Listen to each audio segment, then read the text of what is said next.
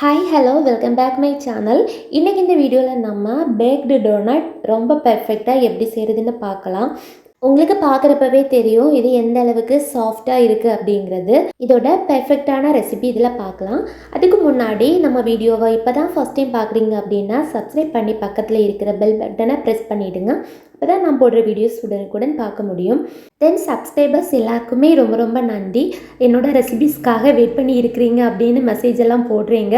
நிஜமாகவே கேட்குறதுக்கு ரொம்ப ஹாப்பியாக இருக்குது. நீங்கள் கேட்குற ரெசிபிஸ் எல்லாமே முடிஞ்ச வரைக்கும் ரொம்ப டிலே ஆகாமல் அப்லோட் பண்ணுவேன். தொடர்ந்து சப்போர்ட் பண்ணுங்கள். இப்போ இந்த ரெசிபி எப்படி செய்கிறதுன்னு பார்க்கலாம். ஃபஸ்ட்டு இந்த ரெசிபி செய்கிறதுக்காக இந்த மாதிரி ஒரு டோனட் மோல்டு தேவைப்படும். நம்ம இது பேக் பண்ண போகிறோம் இல்லையா, அதனால தான் இது நான் சிலிக்கானில் தான் எடுத்திருக்கேன். உங்களுக்கு டின்னில் இருந்துச்சு அப்படின்னா நீங்கள் டின்லான டோனட் மோல்டு கூட வச்சுக்கலாம். இது சிலிக்கானுங்கிறதுனால ஃப்ளெக்சிபிளாக இருக்கும். ஹேண்டில் பண்ணுறது கொஞ்சம் கஷ்டம். ஸோ இந்த மாதிரி ஒரு பேக்கிங் ட்ரே இல்லைன்னா டின்னில் வச்சு பேக் பண்ணி எடுத்துக்கலாம். அடுத்ததாக நம்ம தேவையான இன்க்ரீடியன்ட்ஸ் எல்லாமே எடுத்துக்கணும். இது கிராமில் மெஷர் பண்ணி தான் எடுக்கணும். இப்போ ஃப்ளார் 45 கிராம் அளவுக்கு எடுத்திருக்கேன். தென் அது கூட 12 கிராம் அளவுக்கு ஆல்மண்ட் ஃப்ளார் சேர்த்துக்கணும். இது ஆல்மண்ட் ஃப்ளார் நம்ம ஷாப்பில் வாங்குறது தான் சேர்த்துக்கணும். நம்ம வீட்டிலையே செஞ்சோம் அப்படின்னா அது ஒரு மாதிரி ஆயிலியாக வரும். ஸோ கடையில் வாங்கி சேர்த்துக்கோங்க. இப்போ இது கூட 5 கிராம் அளவுக்கு மில்க் பவுடர் சேர்த்துக்கோங்க. 1/2 டீஸ்பூன் பேக்கிங் பவுடர் சேர்த்துக்கோங்க. பேக்கிங் சோடா சேர்க்க தேவையில்லை. இதை எல்லாமே நீங்கள் தனித்தனியாக மெஷர் பண்ணி எடுத்துக்கோங்க. ஆல்ரெடி நான் தனியாக மெஷர் பண்ணி வச்சுருந்தது தான் இப்போ ஒன்றா காண்பிச்சிருக்கேன். அடுத்ததாக 40 கிராம் பவுடர் சுகர் எடுத்துக்கோங்க. இப்போது 25 கிராம் அளவுக்கு பட்டரை மெஷர் பண்ணி எடுத்துகிட்டு நீங்கள் மெல்ட் பண்ணிவிட்டு சேர்த்துக்கலாம். இப்போ எல்லாமே மெஷர் பண்ணி எடுத்தாச்சு. நம்ம எடுத்து வச்சுருந்த மாவு பொருட்களை நல்லா ஜலிச்சு எடுத்துக்கணும். இதில் அந்த ஆல்மண்ட் ஃப்ளார் ஃபைனலாக ஜல்லடையில் கொஞ்சம் இருக்கும். அதை நம்ம வெளியே எடுக்காமல் நல்லாவே இந்த மாதிரி தேய்ச்சி விட்டு ஜலிச்சு எடுத்துக்கோங்க. இது நல்லாவே மிக்ஸ் ஆகணும். 2-3 தடவை நல்லா ஜலிச்சதுக்கு அப்புறமா நல்லா மிக்ஸ் பண்ணி எடுத்துக்கோங்க. இப்போ ஒரு ட்ரையான பவுலில் ஒரு முட்டை எடுத்துக்கோங்க. ஒரு முட்டையே போதும். இது கூட 1/2 டீஸ்பூன் அளவுக்கு வெனிலா எசன்ஸ் சேர்த்து இதை மிக்ஸ் பண்ணி எடுத்துக்கணும். ரொம்ப நேரம்லாம் மிக்ஸ் பண்ண தேவையில்லை. ஒரு நிமிஷத்துக்கு மட்டும் நீங்கள் மிக்ஸ் பண்ணி எடுத்துக்கோங்க. இதை மிக்ஸ் பண்ணதுக்கு அப்புறமா இது கூட நம்ம பவுடர் சுகர் எடுத்து வச்சுருந்தோம் இல்லையா, அதையுமே ஒரு 2 பேட்சாக சேர்த்து மிக்ஸ் பண்ணி எடுக்கணும். இதில் நீங்கள் கவனிக்க வேண்டியது என்னென்னு பார்த்தீங்கன்னா, இந்த சர்க்கரை நம்ம இதில் சேர்க்குற இந்த சர்க்கரை நல்லா கரையணும். நம்ம பொடிச்சு சேர்த்தாலும் சின்ன சின்ன அந்த பார்ட்டிகிள்ஸ் இருக்கும். ஸோ அது எல்லாமே நல்லா கரையிற அளவுக்கு நல்லா மிக்ஸ் பண்ணி எடுத்துக்கணும் சர்க்கரை சேர்த்ததுக்கு அப்புறமா.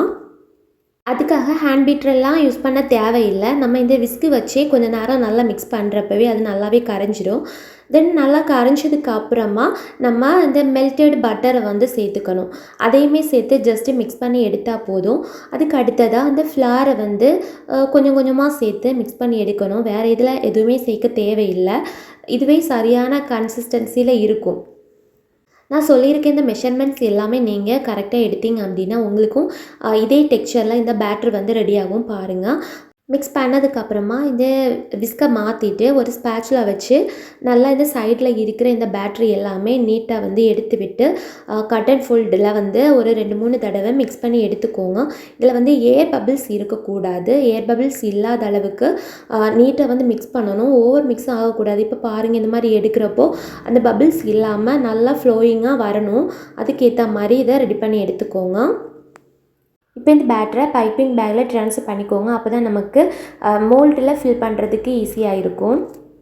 மோல்டில் ஃபுல்லாக விடக்கூடாது. இது போல் ஒரு பாதி அளவுக்கு விட்டு எடுத்துக்கோங்க. அப்போ தான் இது பேக் ஆகி வரப்போ சென்டரில் ஹோல் இருக்கிற மாதிரி நமக்கு கரெக்டாகவே வரும். இதில் ஒரு மோல்டில் விட்ட உடனேயே வீடியோவை பாஸ் பண்ணிவிட்டு என் பையன் வேறு ஏதோ சேட்டை பண்ணிகிட்டே இருந்தான். ஸோ அதனால தான் இந்த இடத்துல கொஞ்சம் ஹைட் ஆகிடுச்சு. இதில் பேலன்ஸாக வந்துச்சு அப்படின்னா இது போல் எல்லாத்துலேயுமே கொஞ்சம் கொஞ்சமாக விட்டு எடுத்துக்கோங்க. நான் சொல்லியிருக்க இந்த மெஷர்மெண்ட்டில் கரெக்டாக 6 டோனட்ஸ் நம்ம செய்ய முடியும். இப்போ இதை நல்லா டேப் பண்ணிக்கணும். நல்லா டேப் பண்ணிவிட்டு நம்ம பேக் பண்ணிடலாம். இது எல்லா திங்ஸுமே நம்ம மெஷர் பண்ணி எடுத்து வச்சுட்டு 10 நிமிஷத்துக்கு 180 டிகிரியில் அவனை ப்ரீஹீட்டிங் போட்டுடலாம். 2 ராடுமே ஆனில் இருக்கிற மாதிரி. ப்ரீஹீட்டிங் போட்டதுக்கப்புறமா நம்ம எக்கு பீட் பண்ண ஸ்டார்ட் பண்ணுற மாதிரி இருக்கணும். அப்போ அடுத்த ஒர்க்கு எல்லாமே முடிக்கிறப்போ கரெக்டாக ப்ரீஹீட்டிங் ஆகிடும். தென் பேக்கிங் டைம் பார்த்திங்கன்னா 15 மினிட்ஸில் பேக் ஆகிடும். 170 டிகிரி டெம்பரேச்சர் கொடுத்துக்கோங்க. டாப் அண்ட் பாட்டம் ராடு ரெண்டுமே ஆனில் இருக்கட்டும். ஒரு சிலருக்கு இந்த மாதிரி டாப் அண்ட் பாட்டம் ராடு இந்த மாதிரி செலக்ட் பண்ண முடியாது, பேக்குங்கிற மோட் இருக்கும். அப்படி இருந்துச்சுன்னா அதே பேக் மோடில் வச்சுக்கோங்க. இப்போது டோனட் வந்து பெர்ஃபெக்டாக பேக் ஆகிடுச்சு. நம்ம சிலிக்கான் மோல்டில் வைக்கிறதுனால உடனே சூடாக இருக்கிற உடனே கூட நம்ம டிமோட் பண்ண முடியும். பெர்ஃபெக்டாக வந்து நமக்கு டிமோட்டாக கிடைக்கும். இதுவே நீங்கள் டின்னில் யூஸ் பண்ணுறீங்க அப்படின்னா அது ஓரளவுக்கு சூடு ஆறுனதுக்கப்புறமா தான் டிமோட் பண்ணணும். இப்போ இந்த டோனட் பாருங்கள் எந்த அளவுக்கு சாஃப்டாக இருக்குது அப்படின்னு. இதே போல் பெர்ஃபெக்டான டோனட் வந்து இதே ரெசிபியில் நீங்களும் பெர்ஃபெக்டாக செஞ்சு பாருங்கள். இந்த டோனட்டில் 2 தான் ஆர்டருக்காக செஞ்சது.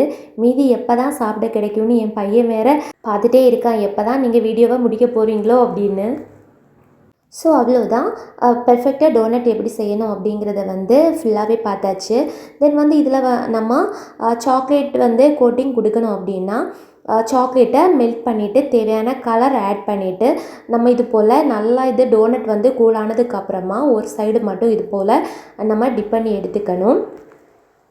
இப்போது நம்ம எடுத்திருந்த இந்த 6 டோனட்ஸ்க்குமே நமக்கு டிப் பண்ணி எடுக்கணும் அப்படின்னா 100 கிராம் அளவுக்கு காம்பவுண்டு நமக்கு தேவைப்படும்.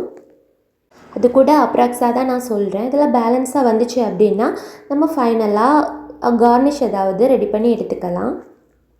இந்த டோனட்டோட ப்ரைஸ் பார்த்திங்கன்னா இந்த இமேஜில் தெரிகிற அளவுக்கு சாக்லேட்டை டிப் பண்ணிவிட்டு நம்ம கொஞ்சமாக ஸ்ப்ரிங்கிள்ஸ் போட்டு எடுத்தோம் அப்படின்னா 65 ருபீஸ்க்கு நம்ம சேல் பண்ணலாம். அதுக்கு அடுத்து நீங்கள் ஃபாண்டன்ட் ஒர்க்கு இந்த மாதிரி ஏதாச்சும் பண்ணுறீங்க அப்படின்னா அதுக்கேற்ற மாதிரி ப்ரைஸ் கோட் பண்ணிக்கோங்க. இந்த வீடியோ உங்களுக்கு யூஸ்ஃபுல்லாக இருந்திருக்கும்னு நம்புகிறேன். மறக்காமல் லைக் பண்ணுங்கள், சப்ஸ்கிரைப் பண்ணிக்கோங்க. ஏதாச்சும் டவுட் இருந்துச்சுன்னா கமெண்ட்டில் கேளுங்க. தேங்க்ஸ் ஃபார் வாட்சிங்.